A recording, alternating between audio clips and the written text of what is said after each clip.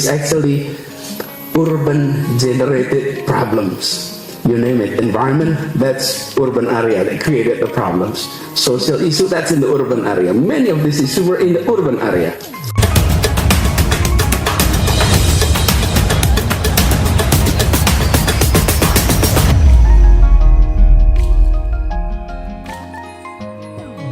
Halo sahabat-sahabat perubahan, Assalamualaikum warahmatullahi wabarakatuh. Jumpa kembali, Alhamdulillah sahabat, dengan channel perubahan. Semoga sahabat-sahabatku dimanapun berada diberikan selalu kesehatan lahir dan batin oleh Allah Subhanahu wa Ta'ala.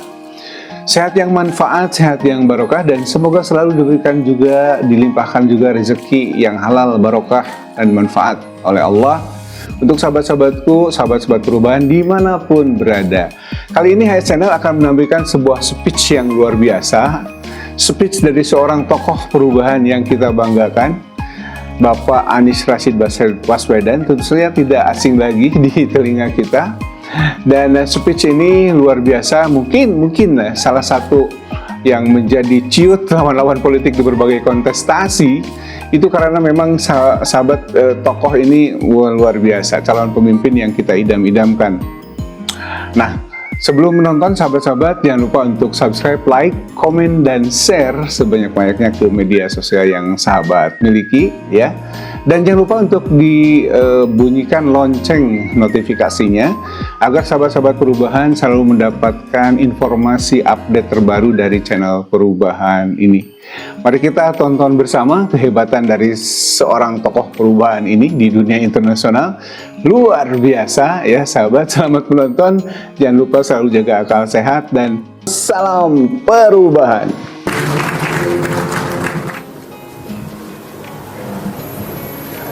Your Excellency, Mr. Ahmed Senyomo, Assistant Secretary General of OIC,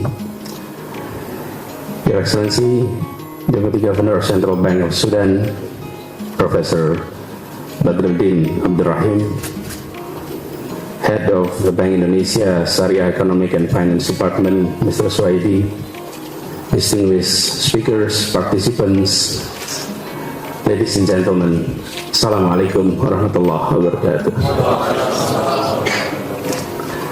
Alhamdulillah Rabbil Alamin, wassalatu wassalamu ala asrafil anbiya'i wal mursalin wa ala alihi wa ashabihi ajma'in. And secondly, I'd like to extend my appreciation to Bank Indonesia and OIC for hosting this important forum here in Jakarta. And I've been reported that this is the first time the Global Forum is taking place, and Jakarta had the privilege to be the hosting city of this important event. In these occasions, I'd like to share some of our experience in Jakarta that may be of benefit to this conference, especially whenever we're talking about Islamic social finance and we're talking about social justice. Indonesia was founded as a republic in 1945, and when it was founded, there are 5 principles, which we call Pancasila, and the 5th principle is the ultimate objective for the presence of the republic is social justice for everyone in Indonesia. It's called keadilan sosial bagi seluruh rakyat Indonesia. Social justice for everyone in the country. So social justice is the ultimate objective why this country was formed. And I believe it is also in the principle of Islam, in the Maqasid approach, that the ultimate objective of the presence of a government is to serve, presence, social justice to everyone. So to reach that objective, we need to find ways in this rapidly changing world. So in that context, I'd like to share our experience, our challenge, and then I would like to present it to you as a menu that would like to invite more thinkers, scholars, international institutions to think of this challenge. Just a little bit of Jakarta. We're about 10 million people.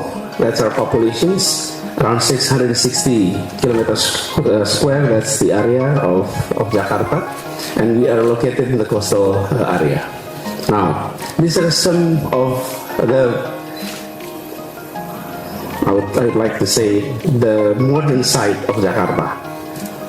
This is the bright side of Jakarta.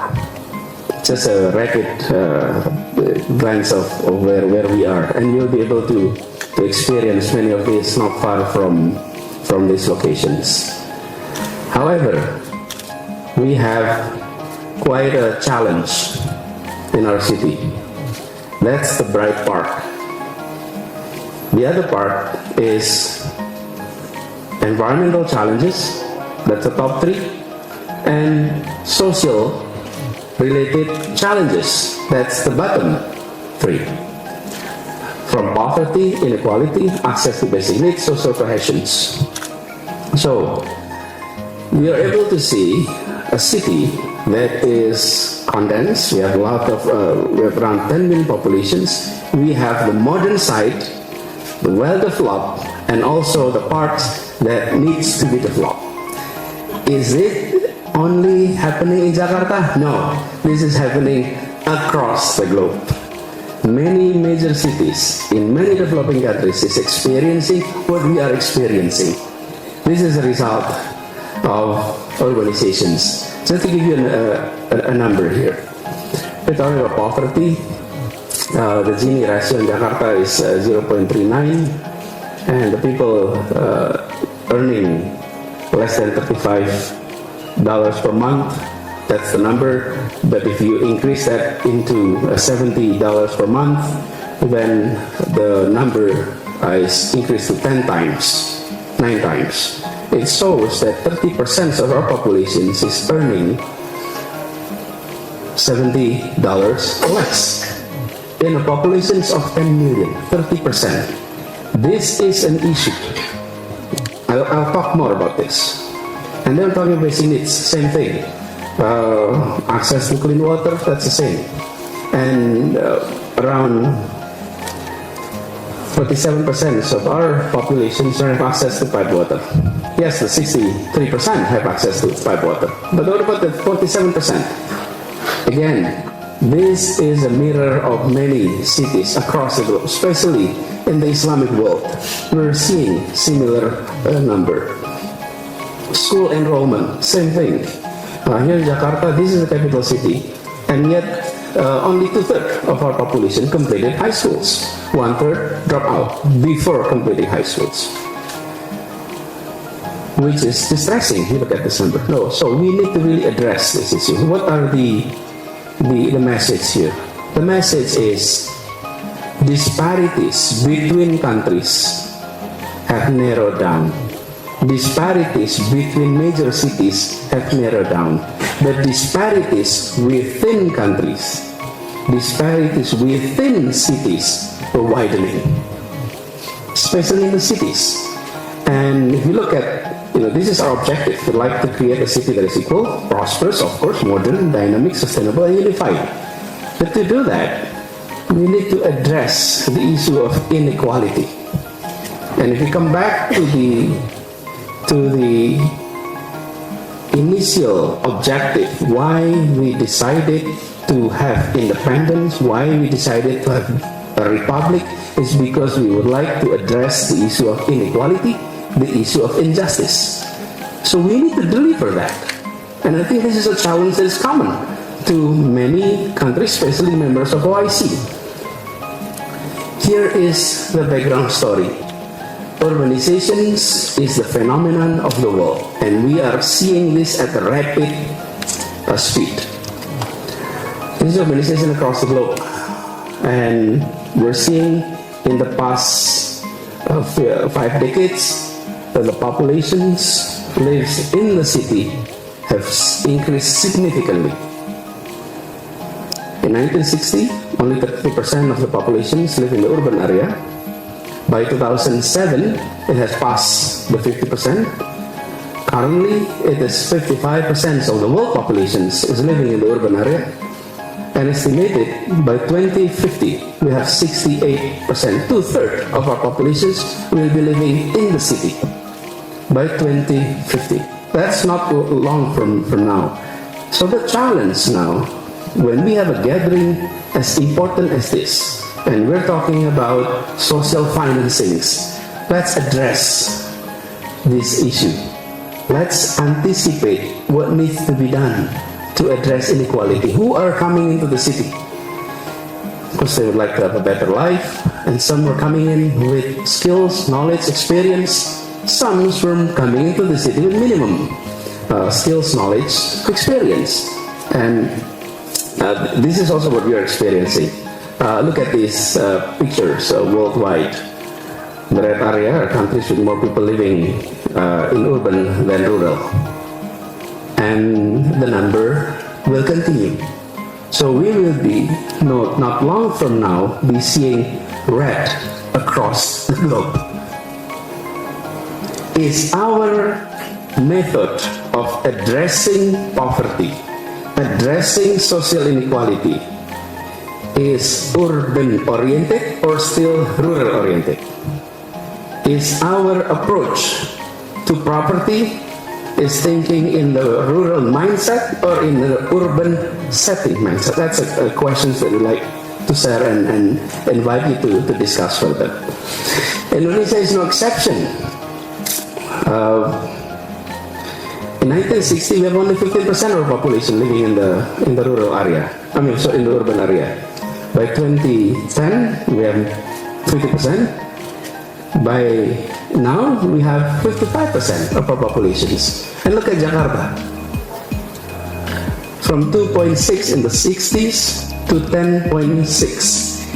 When I'm talking about Jakarta, it's only the official Jakarta. If you're talking about Greater Jakarta, 30 million. So, the number is much bigger than the official just Jakarta area. Greater Jakarta, it could reach up to 30 million. So, what are the issues that is pressing nowadays, and what needs to be done? Some of the challenge is on this. People coming into the city and they have no housing. Housing policies is critical, and social interventions on these issues will have significant social impact. What creates inequality in Jakarta is the fact that 42% of our populations, they are not homeowner. When they're not homeowner, this is the issue. For example, myself, when I came to the city, I migrated to Jakarta, and I started as a fresh graduate. I work in the city, and if I am able to find financings to have a house, to have a home, compared to my colleague that don't have a house, after 10 years, the asset worth on my account, I would have been considered to have more asset because I own a property. When I don't have a property, then you're behind, because Jakarta is one of the fastest growing property increase in terms of price. And I think this is similar to many cities across the globe. Property price is continuing to increase. Those who own property, they're part of the moving escalator. Those who don't have property, they're stuck behind. In the long term, this issue is going to create inequality that may be prolonged. This needs to be addressed, and I think we need to address it using market mechanisms to achieve social objective. So the objective is social justice, but the approach has to be commercial, has to be feasible in terms of business, so that the solutions can be long-term.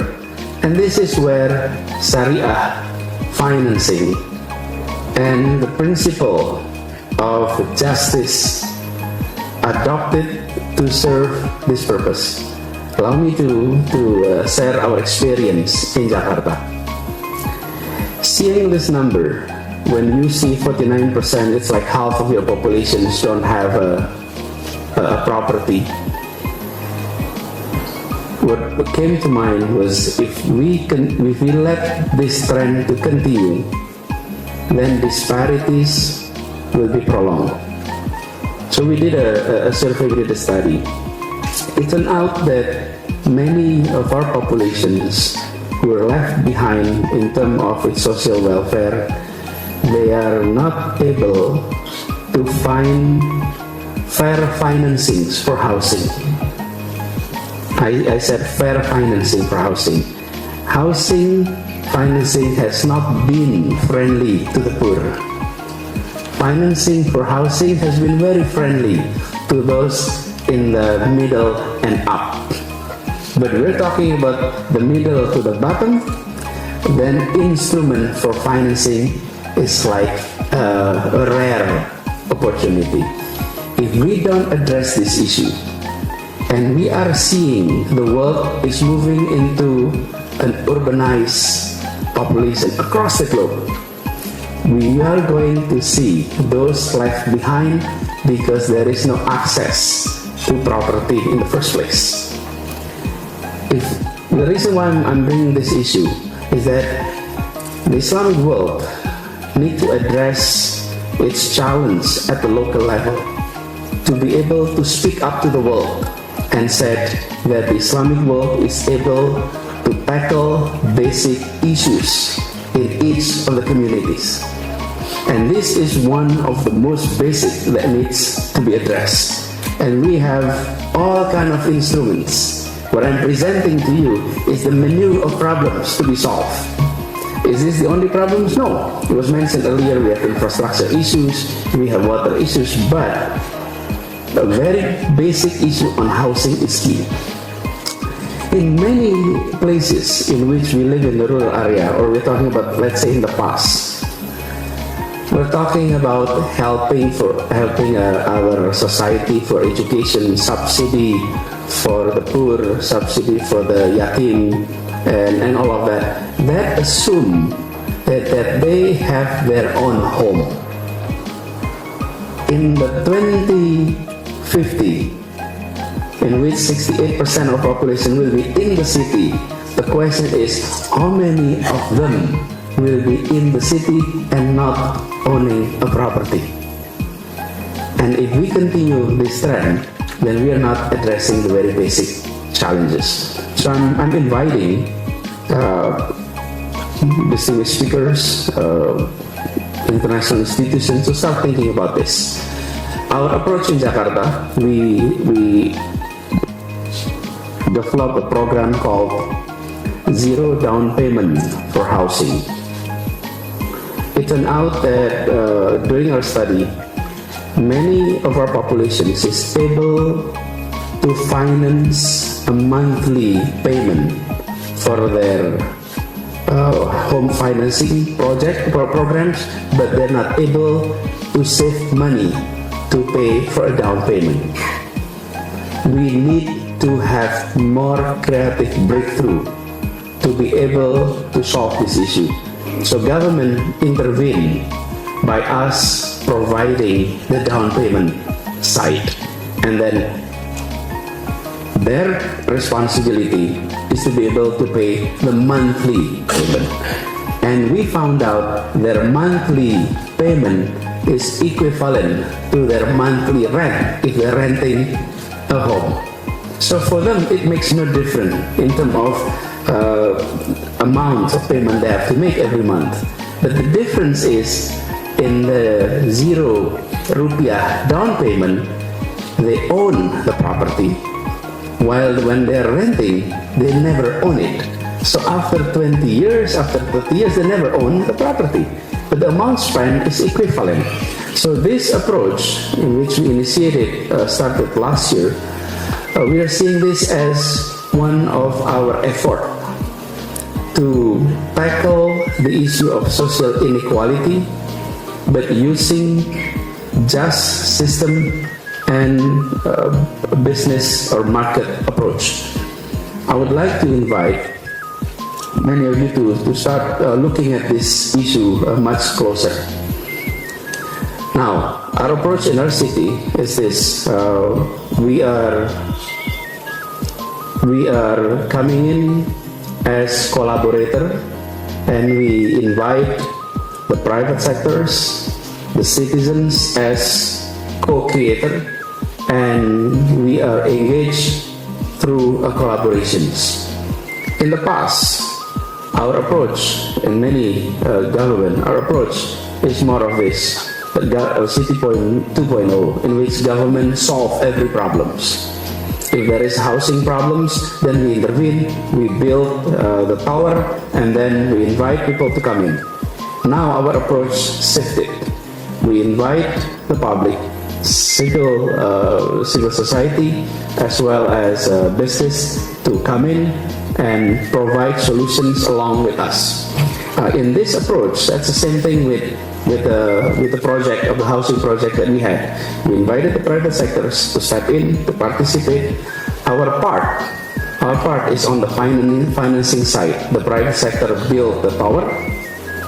We create a scheme for the financing, and also we organize those who need housing to apply through us. And for the developer of the tower, they don't have to worry about marketing, because the market is through us. This is the approach that we have been using in Jakarta, and we hope in the long run this will address some of the basic challenges of our city, and that in the long run we will be able to achieve near equality within the city. Of course, complete equality is abstract. Justice is also sometimes an abstract concept, but the feeling of justice is real.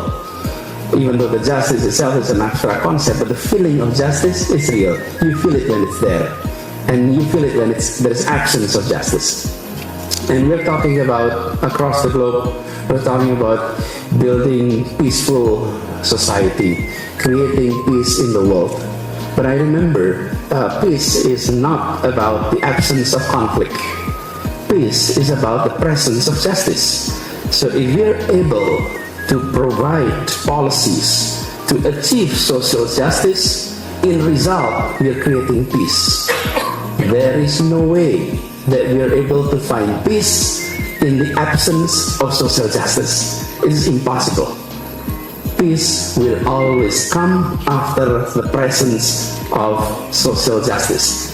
So we're talking about peace across the globe, which is one of our biggest agenda. This is humanity issues. Let's address the issue of social justice. So I do hope that the conference that we are now having here in Jakarta, as the title of the conference says, in Islamic Social Finance Enhancement, I would like to invite you to think of the big pictures that we will be facing in the next few decades. This is not only about how do we do with wakaf, what do we do with sadaqah, it's beyond that. Those are the micro instruments that we have to make modifications. But the big picture is, in the Muslim world, the population is coming into the city. The city is the future of our ummah, and the challenge is what are basic issues in the cities that we need to address. Rural area, they have different challenges, but the city is the future. And allow me to also share that even in the G20 meeting, they now have a U20. Many of the leaders in the G20 were former mayors and former governors. When they meet as presidents, as prime ministers, and have this gathering, they come to conclusion it was a lot easier when we were governor, a lot easier to get things done when we were mayor. Many of the challenges that the nation is facing is actually urban-generated problems. You name it, environment, that's urban area that created the problems. Social issue, that's in the urban area. Many of these issues were in the urban area. So they decided to form U20, mayors, governors, leaders of urban area to meet, to get together and solve those challenges. So on this very important occasion, allow me to invite your participations to think of this as one of your issues to be discussed during the conference. And I do hope that the festival will be a fruitful festival. I do hope that you enjoy Jakarta. Look at our tourist sites. We have quite a few. Experience Jakarta and hope you come back with great experience and would love to welcome you back again here in Jakarta. And allow me to end this by officially, Bismillahirrahmanirrahim, to open the OIC Forum on Islamic Social Finance, Indonesia Syariah Economic Festival 2019. May this festival be blessed and may all of you who are here also be blessed. Thank you very much. Assalamualaikum warahmatullahi wabarakatuh.